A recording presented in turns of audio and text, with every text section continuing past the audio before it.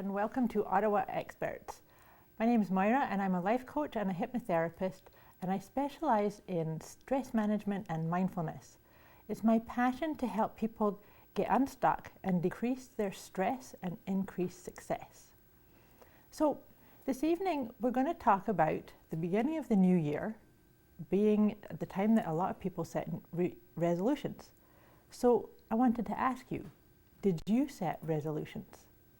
I've got two really special guests with me this evening, and we're going to discuss successful resolutions and goal setting strategies that you can start to implement to keep yourself on track, whether you've kept those goals and resolutions or not. So my first guest is Penny Prevost. She is the Ottawa Graduate Chapter Coordinator, and she is also the Senior Account Executive for GR Business Networking. Welcome, Penny. Thank you, Moira. And my second guest is Jacqueline Richards, who is an accredited mortgage professional and an author. Welcome, Jacqueline. Thank you for inviting me. Thank you both for coming. We've talked a lot about this idea of resolutions. I think the first thing that we should talk about is, I know that when I say resolutions to some people, they'll say, "Oh, I don't do resolutions," or "That's too heavy of a word."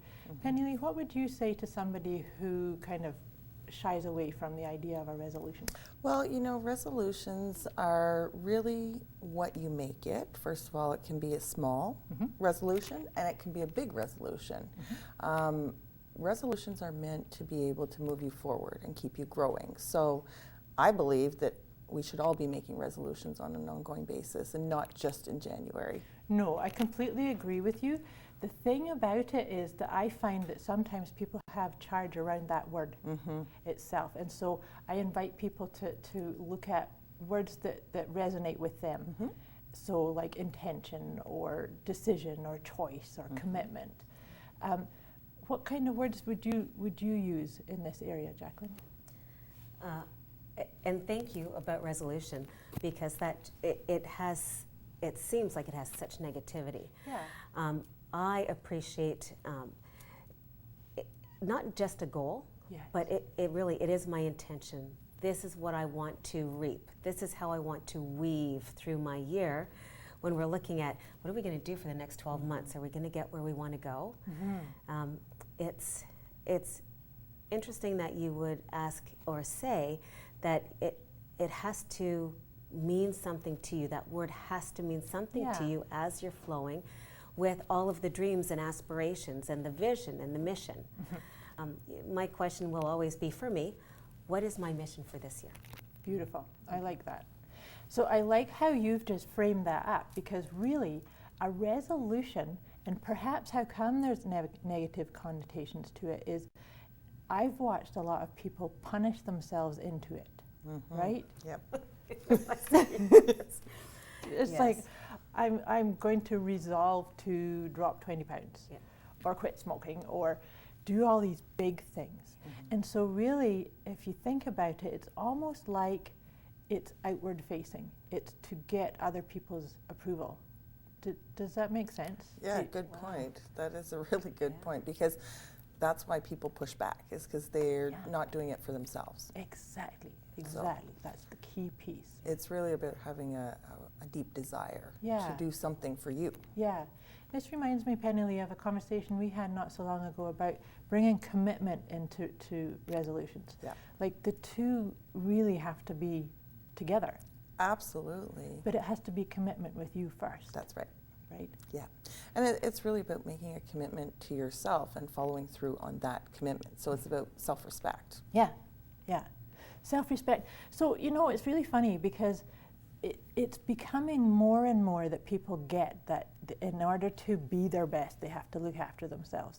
And yet, still, and I'm guilty of this too, and I know both of you are too, that we forget, and we tend to get into giving from an empty cup, or keep giving and keep going, and just one more project, and instead of saying, hang on a minute, I have to check. Well, I like what you said about, is this feeding my mission? Absolutely. And it's easy for us to do. I can give you so much more because I have to give you so much more. You will need so much more from me, and I can't take a break until I've given to everyone. Yeah. And then in the end, it's, you know, I don't want to say that you're laid up, you are in bed, you can't appreciate yourself because you didn't give it to everybody. Right. And no one's saying thank you. I don't know if you've heard that one. You didn't say thank you to me for that. How guilty do you want to make me feel? That's good. I can live with that shame. Yes. That's an interesting point, though. Don't you think that if you're getting to that place, it's because the inner you is saying, hey, what about me? Because if you're giving to other people, there's still that person that said, here's my actual mission for this year or this month or this chapter of my life. Yeah. So I really like where this conversation is going, because what we're saying is, although we tend to put a lot of attention on resolutions at January 1st, end of December at January 1st. But like you said, it needs to be an ongoing thing. Yeah. How often do you check in with yours? Realistically, every 90 days is when I go and revisit and make a new plan for, because you have to adjust, right? And I think that's why people are afraid to actually make a resolution, is because they think it's a long-term thing and it's got to be forever. Yeah. It's a matter of setting a resolution for now, and then in 90 days review and readjust. Yes. And create a new plan for the next 90 days. When you keep making the little adjustments, by the end of the year, you've gotten what you wanted or very close to it. Yes. No, and that's excellent, because like you say, it's that resolution. I am resolving to lose all this weight or to stop biting my nails or whatever it is, triple my income. And you know, there's nothing wrong with that, because we should all have that big vision, the big dream, right? But then get into I like the 90-day increment. How about you, Jacqueline? Do you do that regular visit with yourself? Well, in my mission, after I got through December 31st, you know, there's a countdown, right? You've got 10 seconds till we move into a new year. So, 10, 9, what did I not do? 7, 6, gee, I should have done that. 4, 3, gee, you know what, I didn't lose that weight. 2, 1, oh my gosh. What's next? How often do I do it? I'm a big mastermind fiend. I offer myself 90 days to do some of my short-term goals that I'm hoping to resolve, not just in 90 days, but over the course of the year. But if I take those tiny steps, I will do what I'd like to do in the right time frame. Yes. And I won't be beating up myself over the course of the year because I didn't get it done. It is, I took those rejig. I bring out my crayons and I'll write down, you know what? This is what I thought I wanted, but maybe it's not. Maybe someone else wanted that for me. And maybe I forgot this was supposed to be about me. That's brilliant. Good for you. So yes, I do review it. Yeah. And I hope we'll talk about this, because at the end of the year, I did the countdown. I didn't say, oh my gosh, I wrote a book. Oh my gosh, my daughter and I went on a trip. Oh my gosh, I didn't do that countdown. Yeah. And you know, is that negative? Some would say, yeah, it is. Some would say. Yeah. Well, that and we will touch on a wee bit more of that. Something that I wanted to pick up on what you were talking about is we talked about this. I'm going to just share this on this camera. This chart that I developed. People talk about the 4 pillars. I talk about the different bodies. So, for instance, when clients come to me, say wanting to lose weight, I tell them that they actually have to lose weight off 4 bodies. Just, you know, to overwhelm. Did they say thank you? Yay! They kind of go cross-eyed for a wee bit. But what the point that I want to make is the pillars that I've actually written about here is the first one's physical, emotional, mental, and spiritual. So those are the 4 principles. And so what you're talking about if you've got a mission and you check in with yourself in that first 90 days and you haven't accomplished the big overriding thing, but maybe you've accomplished something that you needed here, right? And so the reason I put this line across, I call this the position of alignment.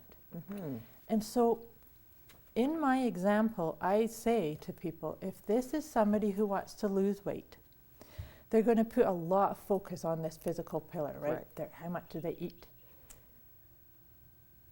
How much they have to eat and exercise and things like that. On the emotional, they're going to be thinking about what do they think about themselves, and they might even be getting into stuff that's gone on in the past. You know, what's the emotional stigma? Triggering. Yes, well said. The mental part is how they think, like the thought process. So there may or may not, in my example, there was a lot of attention being put on that about you know, food is bad for me. This is going to put weight on. Every time I look at food, I put on weight.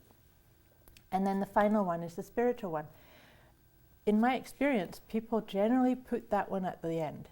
That's the last, isn't it? Yep. It's like nobody really puts priority on that.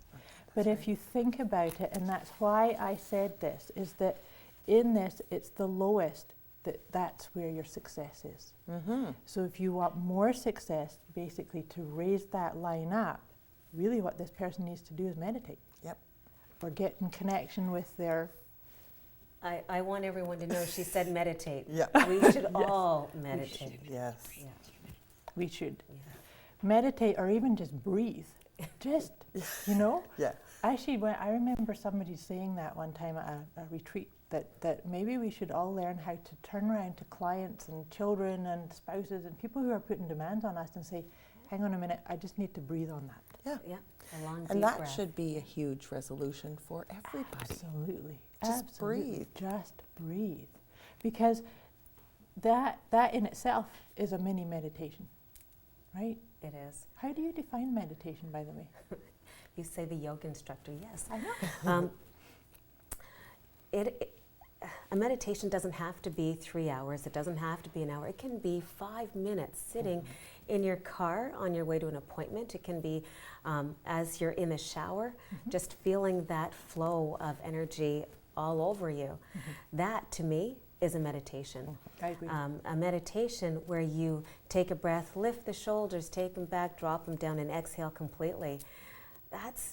That is a moment in a meditation. Yep.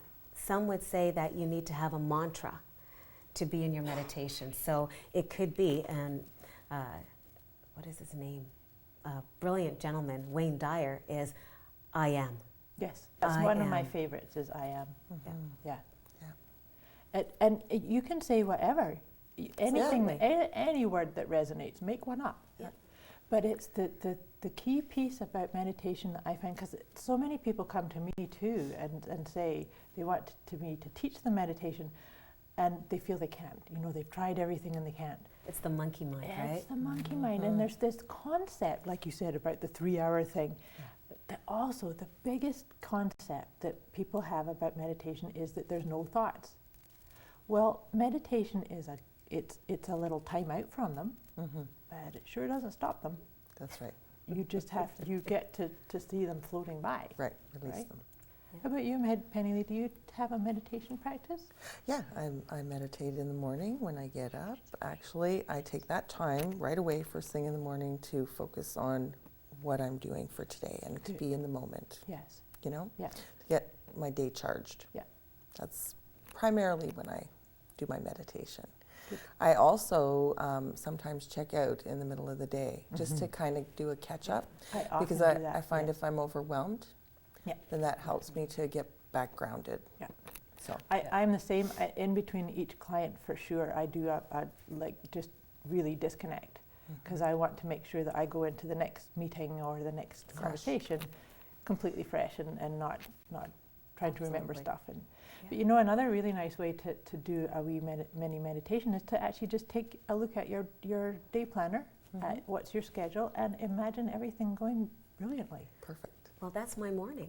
It is taking the deep breaths. Yes. I will do yoga. Yes. I will do my sun salutations. But when I have it right there, so I have my water, and I review, here's what I'm doing in 50 minutes, and then I'll take a 10-minute break, and then another 50 minutes. What else will I do? And it is an absolutely brilliant day that I have decided I'm going to have. Right. And I I have many, many clients who've forgotten that they can have a brilliant day before they even begin. I know. I think a lot of people start their day in a panic. Yes. You know, they Yeah, get I up know. and they slap just the snooze button and Right. then it's like, no, Yes. you need to take time out for Yeah. you Yeah. first. Yeah. Like we talked about. You can't help anybody else until you help yourself. Yeah. So come back after the break and we're going to talk a wee bit more about ideas of helping you stay on track. Join us after the break.